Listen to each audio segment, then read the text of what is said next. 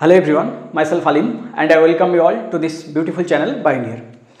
দেখো আমরা ক্লাস 11 এর একটা চ্যাপ্টার শুরু করেছিলাম। চ্যাপ্টারটার নাম ছিল রেসপিরেশন ইন প্ল্যান্টস। চ্যাপ্টারটা প্রায় কমপ্লিট, এক দুটো টপিক বাকি আছে। তো দেখো আজ থেকে আমরা ক্লাস 12 এর একটা নতুন চ্যাপ্টার শুরু করব, যার নাম হচ্ছে হিউম্যান রিপ্রোডাকশন। যার নাম কি?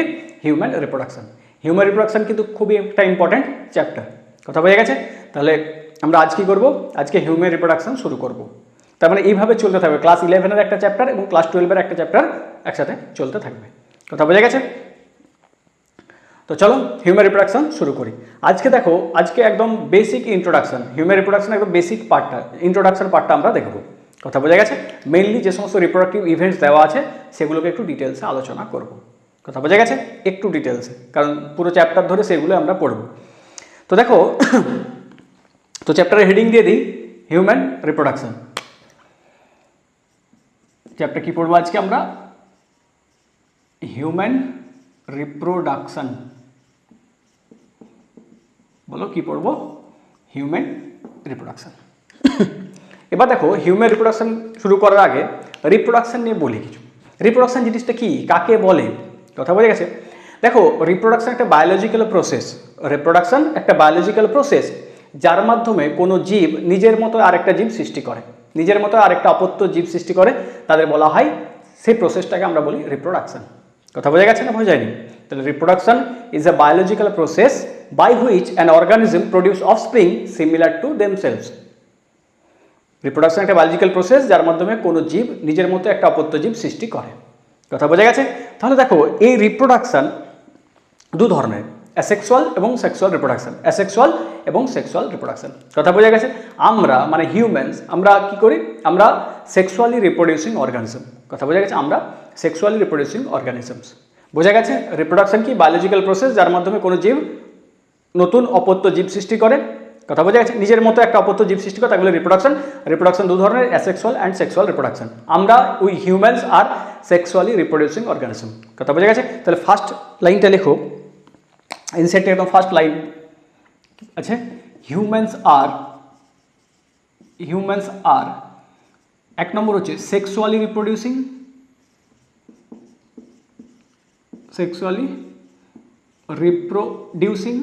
আর দু নম্বর বলেছে ভিভিপেরাস। কি বলেছে? ভিভিপেরাস। তাহলে দেখো, তাহলে বললাম humans are sexually reproducing and viviparous. Viviparous শব্দের অর্থ কি? দেখো, কিছু জীব আছে যারা কিন্তু ডিম পাড়ে। কিছু জীব আছে যারা ডিম পাড়ে, তাদের আমরা বলি ওভিপেরাস। কি বলি? ওভিপেরাস। আর কিছু জীব আছে যারা সরাসরি বাচ্চা প্রসব করে, তাদের বলা হয় ভিভিপেরাস। কথা বোঝা গেছে? তাহলে আমরা কি করি বলো? আমরা বাচ্চা প্রসব করি। আমরা মানে হিউম্যান ফিমেলস, হিউম্যান মেল কিন্তু নয়। কথা বোঝা গেছে? তাহলে যেহেতু আমরা বাচ্চা প্রসব করি, তাই আমাদের বলে ভিভিপেরাস। বোঝা গেছে? তাহলে humans are sexually reproducing and viviparous. Viviparous কেন বলা হচ্ছে? তার কারণ বাচ্চা প্রসব করে। কথা বোঝা গেছে? চলো এরপরে দেখো, হিউম্যান রিপ্রোডাকশন পড়তে গেলে যে হিউম্যানদের মধ্যে কী কী রিপ্রোডাক্টিভ ইভেন্ট দেখা যায়, কী কী রিপ্রোডাক্টিভ ইভেন্ট দেখা যায়, সেগুলো সম্বন্ধে একটু আলোচনা করি। কথা বোঝা গেছে? দুটো লাইন বোঝা গেছে, সেক্সুয়াল রিপ্রোডিউসিং অ্যান্ড ভিভিপেরাস। এবার দেখবো আমরা রিপ্রোডাক্টিভ ইভেন্টস কাদের মধ্যে? হিউম্যানসদের মধ্যে। তা দেখো, আজকে আমরা মেনলি এই রিপ্রোডাক্টিভ ইভেন্টসই দেখব। রিপ্রোডাক্টিভ ইভেন্টস, কী কী ঘটনা, রিপ্রোডাক্টিভ ইভেন্টস ইন হিউম্যানস। কি দেখবো? Reproductive events in humans. দেখো, ফার্স্ট যেটা হবে সেটা হচ্ছে তোমার গ্যামেটোজেনেসিস। ফার্স্ট কি হবে? গ্যামেটোজেনেসিস। জেনেসিস শব্দের অর্থ হচ্ছে তৈরি করা কোনো কিছু, ফরমেশন। জেনেসিস শব্দের অর্থ ফরমেশন। কথা বলে? তাহলে গ্যামেটোজেনেসিস নাম শুনেই বোঝা যাচ্ছে গ্যামেট তৈরি হবে। কথা বোঝা গেছে? তাহলে ফার্স্ট ইভেন্ট, ফার্স্ট যে রিপ্রোডাক্টিভ ইভেন্ট, তাকে আমরা কি বলবো? গ্যামেটোজেনেসিস। গ্যামেটোজেনেসিস, জেনেসিস মানে ফরমেশন। তাহলে এখানে কি হবে? বলবো ফরমেশন অফ গ্যামেট। জেনেসিসের গ্যামেটোজেনেসিস মানে কি? গ্যামেট তৈরি হবে। Formation of gametes, formation of gametes. এবার দেখো, তাহলে গ্যামেট তৈরি পদ্ধতির নামই হচ্ছে গ্যামেটোজেনেসিস। এবারে মেলেদের ক্ষেত্রে যেহেতু মেল গ্যামেট স্পার্ম, তাই এটাকে আমরা কি বলি? স্পার্ম্যাটোজেনেসিস। ফিমেলদের ক্ষেত্রে ফিমেল গ্যামেটের নাম হচ্ছে ওভাম, তাই এটাকে আমরা বলি উজেনেসিস। কথা বোঝা গেছে? তাহলে ফার্স্ট রিপ্রোডাক্টিভ ইভেন্ট হচ্ছে গ্যামেটোজেনেসিস। গ্যামেটোজেনেসিস মানে ফরমেশন অফ গ্যামেটস। এবার মেলেদের ক্ষেত্রে এটাকে বলবো স্পার্ম্যাটোজেনেসিস, ফিমেলদের ক্ষেত্রে বলবো উজেনেসিস। কথা বোঝা গেছে? তাহলে একটু লিখে নিই। তাহলে মেলেদের ক্ষেত্রে কি বলবো, স্পারমেটোজেনেসিস। ইন মেলস এটা কি বলবো, স্পারমেটোজেনেসিস। ইন ফিমেলস মহিলাদের ক্ষেত্রে এটাকে কি বলবো আমরা, উজেনেসিস। কি বলবো, উজেনেসিস। কথা বোঝা গেছে? তাহলে দেখো ফার্স্ট ইভেন্ট গ্যামেটোজেনেসিস, মানে ফরমেশন অফ গ্যামেটস, যেহেতু মেলেদের ক্ষেত্রে মেল গ্যামেট হচ্ছে স্পার্ম, স্পারমেটোজেনেসিস, ফিমেলদের ক্ষেত্রে ওভাম, উজেনেসিস। কথা বোঝা গেছে? এবার দেখো এখানে একটা ডিফারেন্স আছে, মেল এবং ফিমেলের মধ্যে একটা ডিফারেন্স আছে। ডিফারেন্সটা কি? এনসিইআরটি বলছে রিমার্কেবল ডিফারেন্স, চোখে পড়ার মতো ডিফারেন্স একটা আছে। ডিফারেন্সটা কি দেখো, মেলেদের ক্ষেত্রে এই যে স্পার্ম ফরমেশনটা বা স্পারমাটোজেনেসিস প্রক্রিয়াটা, এটা কিন্তু ওল্ড এজ পর্যন্ত চলতে থাকে। কথা বোঝা গেছে? এই যে গ্যামেটোজেনেসিস ইভেন্ট, এই ইভেন্টে একটা রিমার্কেবল ডিফারেন্স দেখা যায় মেল আর ফিমেলের মধ্যে। কি ডিফারেন্সটা? না, মেলেদের ক্ষেত্রে স্পার্ম ফরমেশনটা ওল্ড এজ পর্যন্ত চলতে থাকে, বৃদ্ধ বয়স পর্যন্ত চলতে থাকে। কথা, কিন্তু ফিমেলদের ক্ষেত্রে একটা সার্টেন এজের পর ওভাম তৈরি বা উজেনেসিসটা বন্ধ হয়ে যায়। বোঝা গেছে? তাহলে গ্যামেটোজেনেসিস এই যে ইভেন্ট, এখানে একটা ডিফারেন্স দেখা যায় মেল ফিমেলের মধ্যে। কি ডিফারেন্স? না, মেলেদের ক্ষেত্রে স্পার্ম ফরমেশন কন্টিনিউ চলে বৃদ্ধ বয়স পর্যন্ত, মহিলাদের ক্ষেত্রে একটা এজের পর বন্ধ হয়ে যায়। কথা বোঝা গেছে? তাহলে কি বলবো মেলেদের ক্ষেত্রে, লিখে নাও ডিফারেন্সটা। ডিফারেন্স কি বলবো না, স্পার্ম ফরমেশন মেলেদের ক্ষেত্রে স্পার্ম ফরমেশন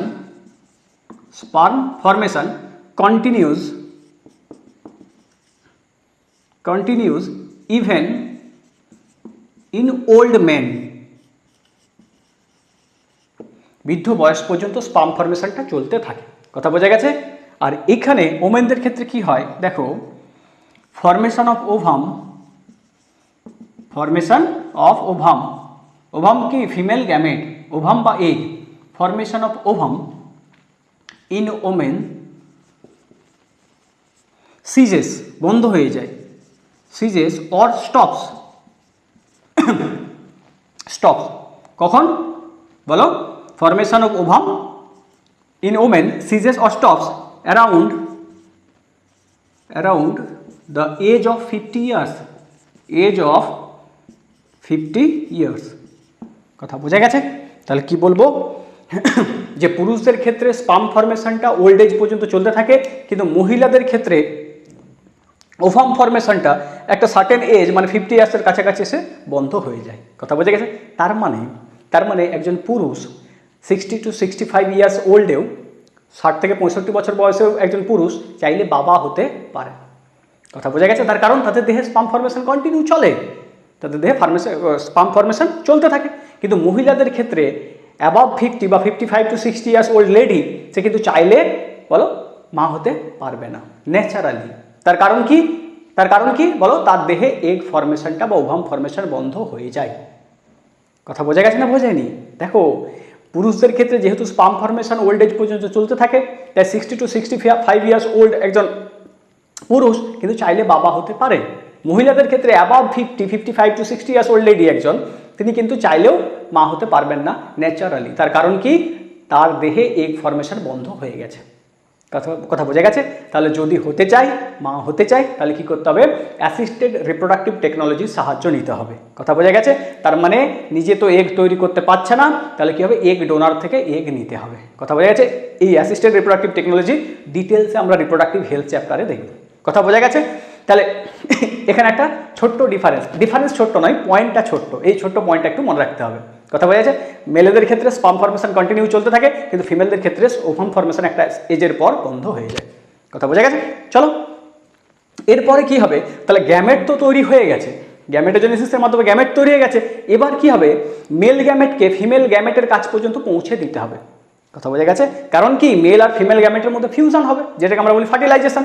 তাহলে ফার্স্ট ইভেন্ট হলো গ্যামেটোজেনেসিস, গ্যামেট তৈরি হয়ে গেছে। এবার কি হবে বলো, মেল গ্যামেটকে ফিমেল রিপ্রোডাক্টিভ ট্র্যাক্ট বা ফিমেল জেনাইটাল ট্র্যাক্টে পৌঁছে দিতে হবে। কথা বোঝা গেছে? যাতে মেল এবং ফিমেল গ্যামেটের মধ্যে ফিউশনটা সম্ভব হয়। বোঝা গেল? তাহলে ফার্স্ট স্টেপ গ্যামেটোজেনেসিস। সেকেন্ড কি হবে না, মেল গ্যামেটকে ফিমেল রিপ্রোডাক্টিভ ট্র্যাক্টে পৌঁছে দাও, এটাকে আমরা বলি ইনসেমিনেশন। কি বলবো? ইনসেমিনেশন। তাহলে সেকেন্ড যে ইভেন্ট সেটাকে আমরা কি বলবো বলো, ইনসেমিনেশন।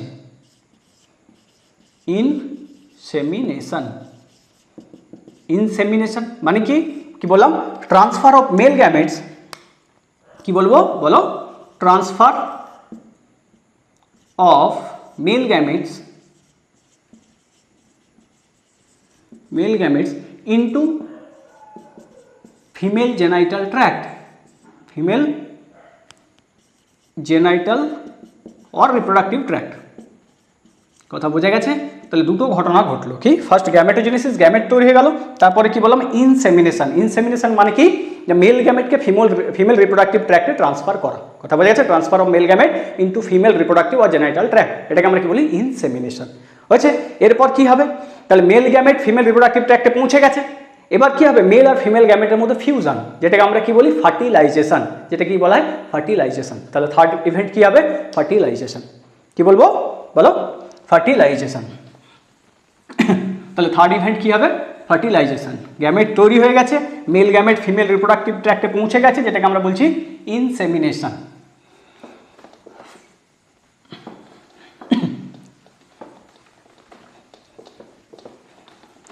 বল 3 নম্বর পয়েন্ট কি বলবো, 3 নম্বর ইভেন্ট যেটাকে আমরা বলবো ফার্টিলাইজেশন। ফার্টিলাইজেশন কি বললাম না, ফার্টিলাইজেশন হচ্ছে fusion of male and female gamete. কি বলবো, fusion of male and female gamete,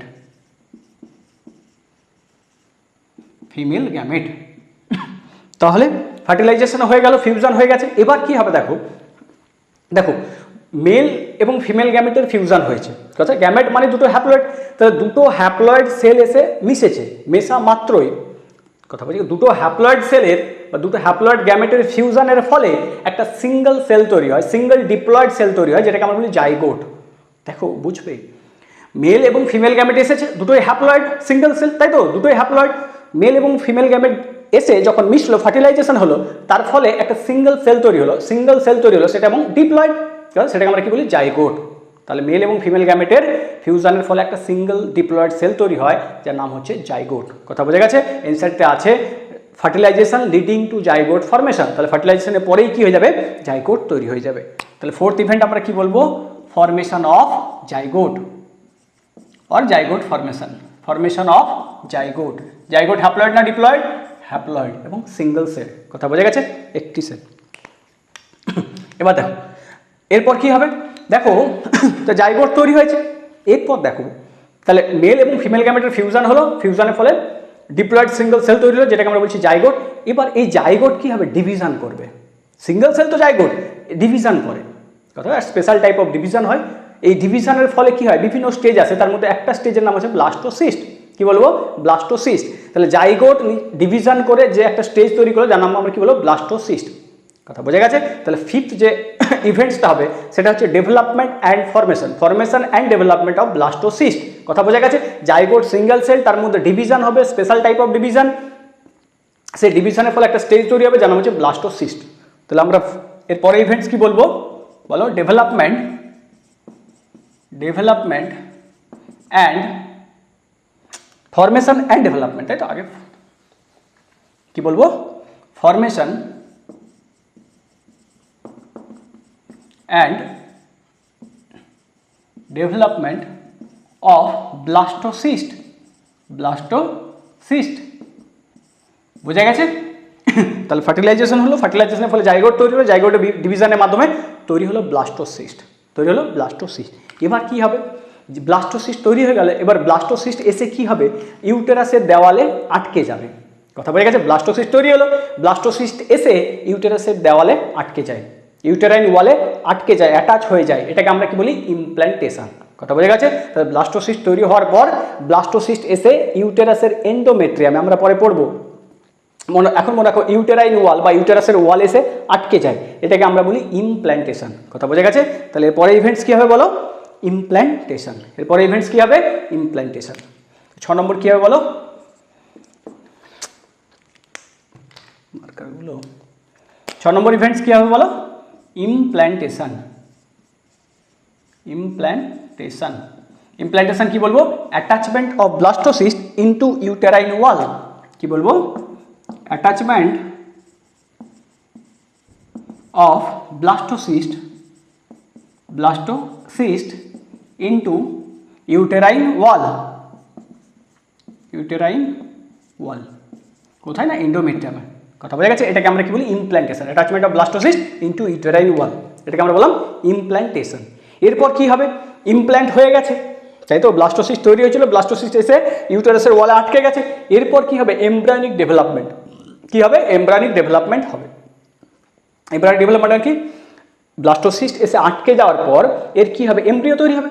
এবার এই এমব্রিওর ডেভেলপমেন্ট হবে 9 মাস ধরে, কথা হয়, যেটাকে আমরা বলি জেস্টেশন। তো জেস্টেশন এর পরে ইভেন্ট কি হবে? জেস্টেশন, যেটাকে আমরা বলি এমব্রায়োনিক ডেভেলপমেন্ট।